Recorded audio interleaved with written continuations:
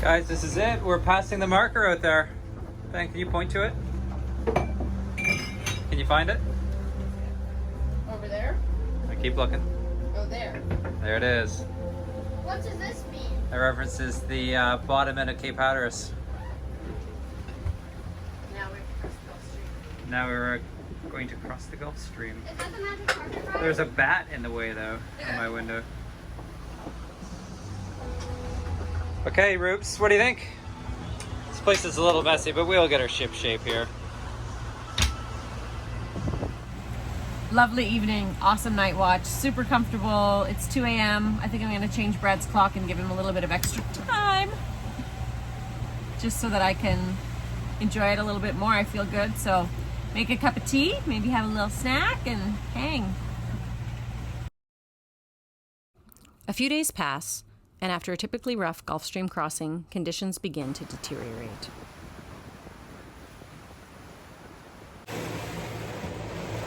I'm just waking up after our 5th night at sea. It's getting a little bit long. Last night and the night before were pretty rough. Fair number of squalls. Last night was really just rain, but the night before there was a lot of lightning. High seas, heavy winds, running like 30 knots, so just a little scrap of jib out, riding down the waves in the middle of the night. It's pretty scary when the sheets of rain just start and you have to go adjust the sails and you look out at the ocean and you see these huge heaving swells. There's a lot of places that I'd rather be, but then you wake up in the morning, the sun comes out, it's beautiful, and it's like you get energized enough during the day that you can get through another night. So I'm just gonna soak up the sunshine as much as I can today because we've got 2 nights left before we arrive in the Bahamas. It's not a big fish, but we got a little flying fish on board. Let's see what Ruby thinks of it. Ruby? Hey. Rose, take a look. What do you think?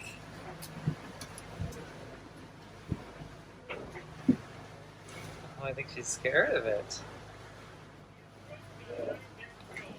Whoa, whoa, shark. Whoa! Ah! Catch. Come on, catch it. Let Ruby catch it. Mama? Show it to Ruby. Mom came up just at him. I did show it to Ruby. You showed it to her? I'm sure Ruby's seen it already. There are multiple weather agencies that release forecasts throughout the day. The tricky thing is knowing which one is correct, which is particularly difficult when there's a large variance between each forecast. We knew there was a low-pressure system building to the south of us. We knew there were westerly winds coming which would push us away from our destination, but we really didn't know how severe they would be and when they would shift. Brad's been making this breakfast the last couple of days on the passage, and it is hitting the spot. Simple, kind of not a ton of flavor, just greasy enough. It's like exactly what you want on the passage. Just, what's in it? Start off with potato. Then we throw in some bacon, let it cook down, like the bacon. Get it with the potato, then onion, and then last with the egg. Salt, pepper. It is magical on passage. Super simple, but can't beat it. Okay, let's go check. Can't beat it. We do not see Bahamas. We are probably like 30 miles from the coastline of Bahamas, but we can't get in right now. The weather is so bad out here. It's gusting over 30 knots, 30, 35. I'm just passing through some more squalls, of all things. There was a current that pushed us off all last night, the Abacos, and wrapped back around to the east side to be able to get in one of the cuts, but we didn't even come close to being able to get into it. So we're slogging it out here.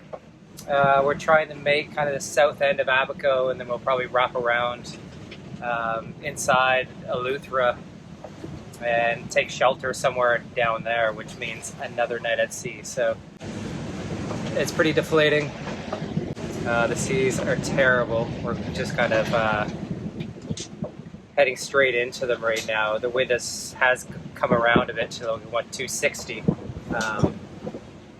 The one thing I find when we have a jib furled in using it as a storm sail, you can't you can't hold the course nearly as well. So around 40 degrees, that sail starts flapping because there's just not enough downhaul in the design of it. You really need a true storm sail to be able to close haul really well. So that kind of sucks. But anyways, we're kind of just taking it slow, doing 4.5 knots, maybe 5 knots at times, gusting 30. We have we have 3 reefs in the main. That's all the way in, which is good for 35 knots. And we have a little triangle out for our jib. So slogging away here. It is a Saturday afternoon. Tease us down sleeping. Boys are amazing. Charlie's taking refuge over there. And Ruby has been shivering. Kind of scared the whole time. So she's being my best friend at the moment.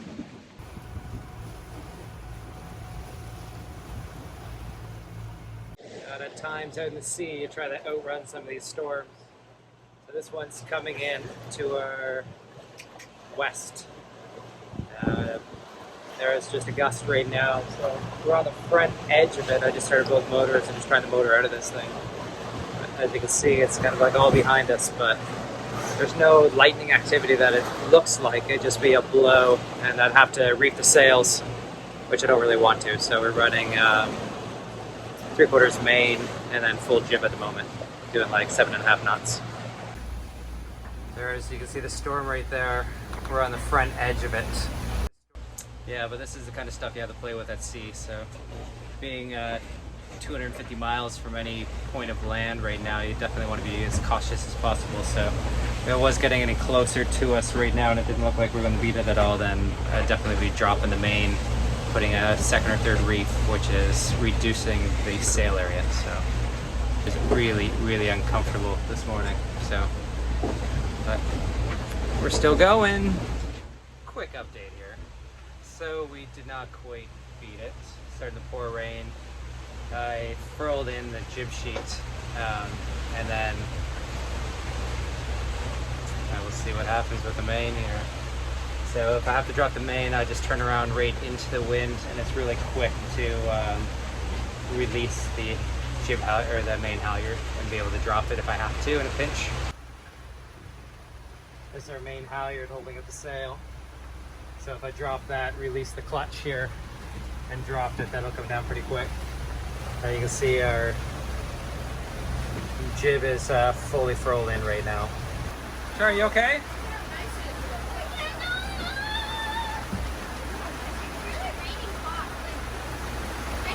It's raining hard, but the wind didn't come with it, which is really nice.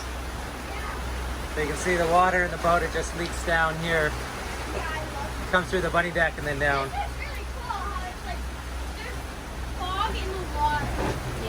Fog right over the water. That is really cool, isn't it? Yeah.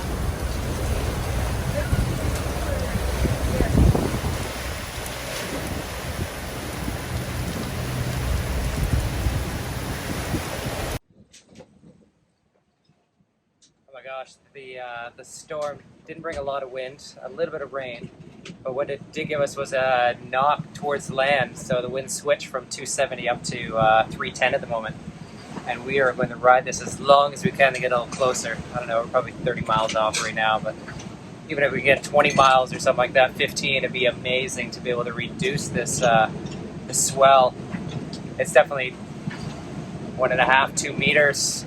We hit one well over 3 meters. It's like a ski ramp. And it went straight up it and slammed down the other side to the point that it knocked our oven free. So I saw our oven just hanging out down there. Oh, the sea's crazy. Get us to Bahamas. We got the high winds and confused seas that come along with them. Our wind meter was broken, so we don't know exactly how strong the wind was, but there's a low groan that rolls through the rigging when we're in winds above 40 knots. And we had that groan for the last few days of the journey. I don't think it was the most aggressive conditions I've ever been in, but definitely the most intense for that duration of time. When it's just Brad and I sharing duties and taking care of the kids, fatigue sets in hard, which affects our mood and ability to deal with challenges. Holy smokes, we made it. We had, I'd say, terrible passage. Guys, would you agree? Yeah. Yep. Terrible? 100%. Yeah, terrible. It has to go one above the terrible. Okay, Brad said one above terrible because we are here safely, but it was a really rough passage. It was like 850 miles. Hard weather. It was bad, wasn't it, Char? What would you say about it? Guys, it makes us badasses. What it does. It was tough. terrible. It was really rough, like the whole time. There's big waves coming in everywhere. We thought we were gonna arrive Saturday morning, like at first light. And we thought we were gonna arrive at like 10, and then we thought we were gonna arrive at 3 or 4, and then we arrived at 11 at night. No, we arrived at 6 yeah. o'clock this morning. And Oh. you guys didn't really know, but Mom and Dad didn't even know if we were going to arrive. I kind of knew. Because the current was pushing us so far off of the Abacos. 3 knots. Couldn't make up any ground whatsoever. We were getting blown down, and it was looking like we were going to miss Abaco and miss Eleuthera, and we could have been drifting away at sea for a couple of days until we hit something. Anyway, we got so lucky. A squall blew through, and after it left, the wind shifted like 50 degrees, and it stuck. And so we made a run for it, and just Brad hand steered so hard, and we got in close to shore, and we got in around 1 a.m. around the cut. We didn't feel safe entering the cut in the middle of the night, so we just did donuts in the parking lot until the sun came up, and here we are. Yeah, really. We just sailed back and forth. Turned the engine off and just drifted so you guys could sleep, and it was quiet. Turn it on again, go back upwind, So drift. that's what I heard. Yeah. Anyway, we're here. Thank God. It was a low for me. I really minded it. I had a really hard time with it. I don't know how much footage I have because I could barely muster going up the stairs, let alone filming. So we'll see what comes. But we're here. And we're gonna go swimming. We're here. We got bathing suits We're on. here. It's time to go. Get used to it.